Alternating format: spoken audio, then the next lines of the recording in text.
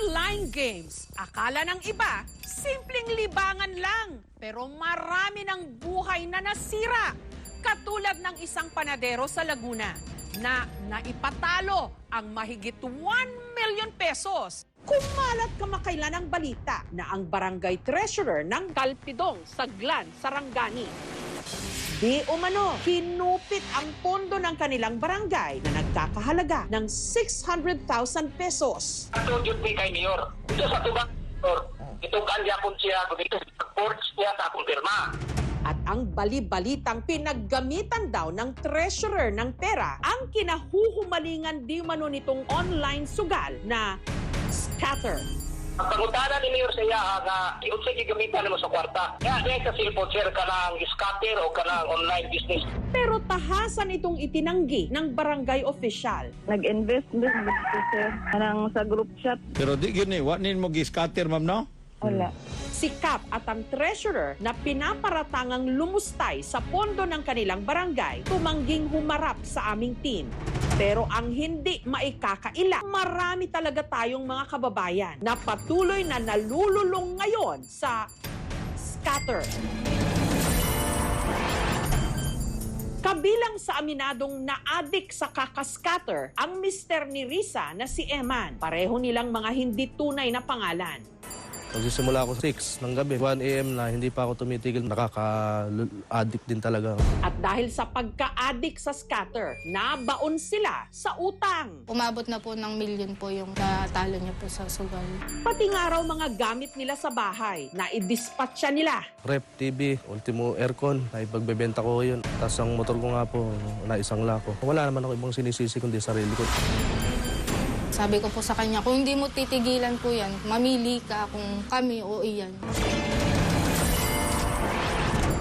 Taong 2023, nung nagsimula raw maglaro ng scatter si Eman. Nausap ang link nun na pinapasa. May nag-alok sa akin. Tinesting ko siya. Una, mga 300, 500. Napakasimple lang daw ng mechanics nito. Kapag may lumabas na 3 o higit pang magkaparehong simbolo, meron ka ng instant premyo.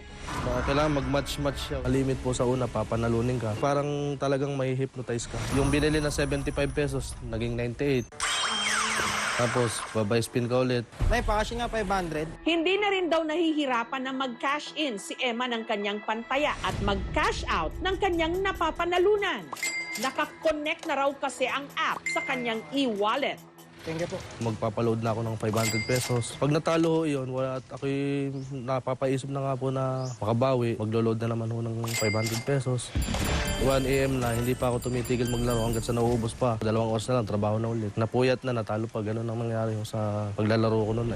Ang hindi niya namalayan, sa kagustuhan niyang mabawi ang naitalong pera, ang kanyang kinikitang 6,000 pesos bilang master baker kada araw na ipantaya na rin niya. Mas malaki pa sa kinita ko sa loob ng isang araw. Yung aking natalo, almost 2 hours lang nang maubos yung 11,000.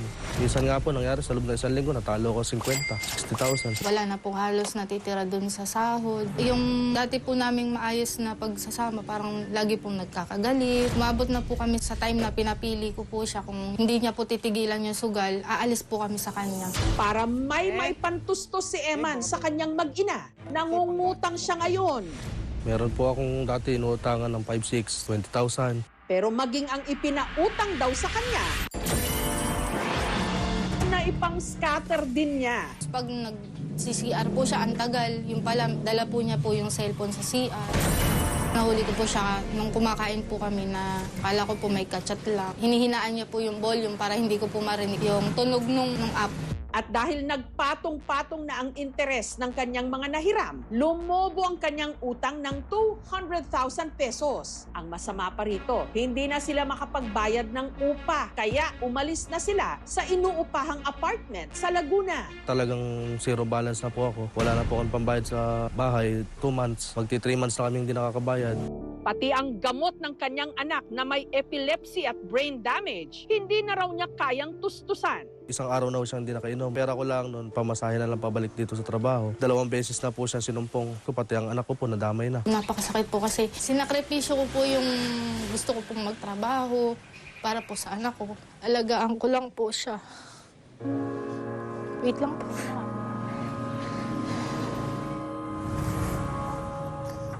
Sa kasalukuyan, inaalagaan ni Risa ang kanilang anak sa Bulacan, habang si Eman nagtatrabaho ngayon bilang panadero sa Laguna. Nung panahon na kalakasan ng kita ko, sige lang akong magtapon ng pera sa sugal. Kaya ako talaga sobrang nagsisisi dahil ako'y nagpadala doon sa sugal na yan. Simula po nang nag-October naman po, nung tumigil ako.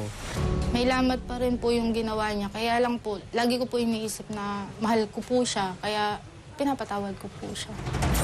Isang salik yung gambler's fallacy. Karamihan kasi ng mga nagsusugal, ang iniisip nila, sa sunod-sunod na pagkatalo, kalaunan, mananalo rin sila. Wala talagang garantiya o katiyakan na mananalo ka kahit na ilang beses kang matalo. Meron tinatawag na winning phase. Hindi ka pa nananalo, pero yung curiosity na overcome mo na, dito mo na makikita yung reality phase. Kapag hindi natin na-overcome yung ganitong cycle, pumupunta rin tayo sa yugto na ang tawag desperation phase.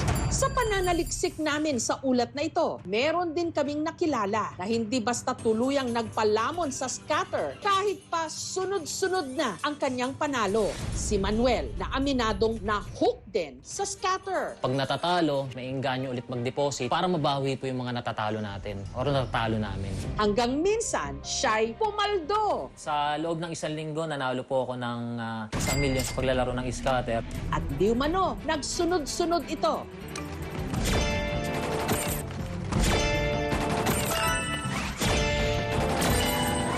Kapag nananalo naman ako, minsan umabot po ng 20. Hindi na po ako naghahangad ng mas malaki pang panalo. Nag-i-stop po ako noon, wini-withdraw ko na po. Pero dito nagkatalo. Sa halip daw na isugal ulit ni Manuel ang kanyang napanalunan, ibinili niya agad ng mga ari-arian. Ito pong bahay namin na tinitiran ngayon, yun po yung mga isa sa mga na-invest ko. Nagaling po talaga dun sa paglalaro ng scatter. Mga nabili ko, yung laptop, itong mga cellphone. Pag natatalo ko ng 5K sa isang araw, nag-stop na po ako nun. Hanggat maaari, kung ano lang yung kaya mong ipatalo, stop mo na to. Iwasan din po natin yung mangutang tayo, manghiram, para lang makapagsugal po tayo. Sinuwerte lang po ako sa paglalaro ng scatter. Hindi po to pwedeng iasa natin or gawin natin tong trabaho or hanap buhay. Ipinakita namin ang kwento ni Manuel, hindi para siya'y pamarisan at lalong-lalong hindi rin ito panghihikayat. Ang kwento ni Manuel ay hindi halimbawa ng tagumpay, kundi isa lamang itong pambihirang kaso. Sa sugal, ang mga isolated cases o bibihira hindi kailanman dapat gawing batayan.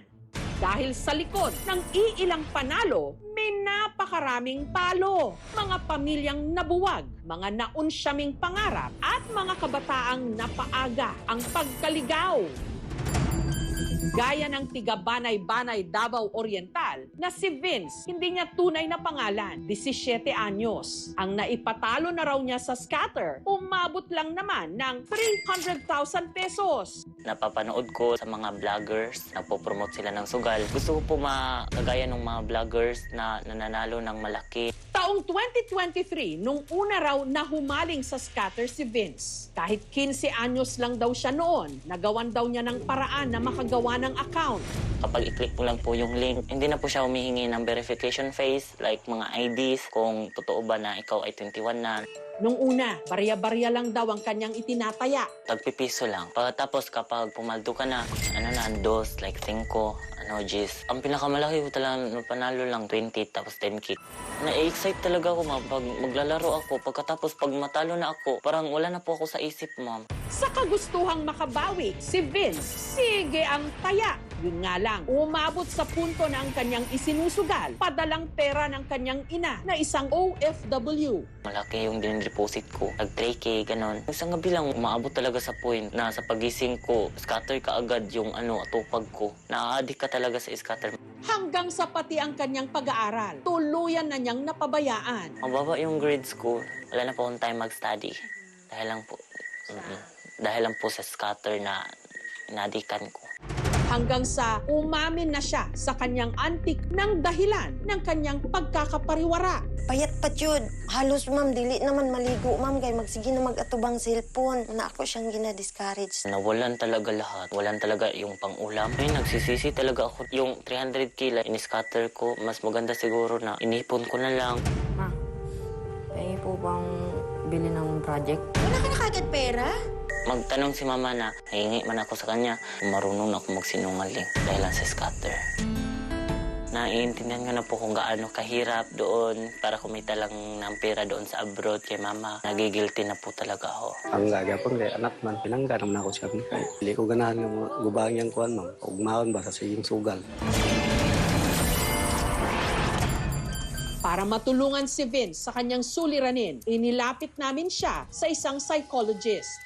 He has internet gaming disorder. He is vulnerable because he is a minor. Hindi pa talaga siya capable to do decision-making na walang guidance. Attention, parental guidance, and also yung motivation, inspiration na may mas magandang gawin aside from internet gaming. Sinubukan ng aming team na hinga ng pahayag ang pamunuan ng scatter na siyang nilalaro nina Eman at Vince sa dumaraming kaso ng mga nalululong sa online games o sugal at ang di umano maluwag na registration sa mga manlalaro pati mga menor de edad nakakalusot.